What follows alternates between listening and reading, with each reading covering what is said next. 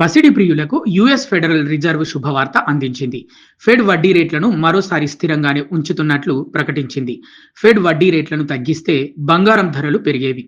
తాజా నిర్ణయంతో గోల్డ్ రేట్లు వరుసగా దిగొస్తున్నాయి. ఇంటర్నేషనల్ మార్కెట్లో తగ్గగా దేశీయంగా ప్రస్తుతం స్థిరంగా ఉన్నాయి. వెండి ధర భారీగా తగ్గింది. ఈ క్రమంలో దేశీయ అంతర్జాతీయ బులియన్ మార్కెట్లలో జూన్ 18న బంగారం, వెండి ధరలు ఎలా ఉన్నాయో ఇప్పుడు చూద్దాం. సాధారణంగా ఇటీవల అమెరికా ఇరాన్ యుద్ధం నేపథ్యంలో ద్రవ్యోల్బణం పెరగ్గా ఫెడ్ వడ్డీ రేట్లను పెంచాల్సిన పరిస్థితులు నెలకొన్నాయి.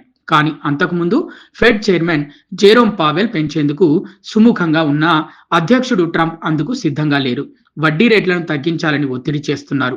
ఈ క్రమంలోనే పావెల్ను తప్పించాల్సి వచ్చింది. ఈ క్రమంలో వార్ష్ నేతృత్వంలో కూడా ఫెడ్ వడ్డీ రేట్లను పెంచకుండా స్థిరంగానే ఉంచేందుకు మొగ్గు చూపింది. సాధారణంగా ఫెడ్ వడ్డీ రేట్లను పెంచితే డాలర్ డిమాండ్ పెరిగి బంగారం ధర తగ్గుతుంటుంది. కానీ ఇప్పుడు తగ్గించలేదు కూడా, కాబట్టి బంగారం ధర తగ్గుతూ వస్తోంది. ఇప్పుడు అంతర్జాతీయంగా బంగారం ధరలు కిందటి రోజుతో పోలిస్తే బాగానే తగ్గుముఖం పట్టాయి.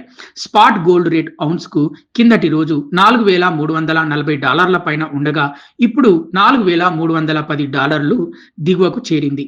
సిల్వర్ కూడా తగ్గి $69కు చేరింది. ఇక డాలర్తో పోలిస్తే రూపాయి మారకం విలువ భారీగా పుంజుకొని $95.46 వద్ద ఉంది.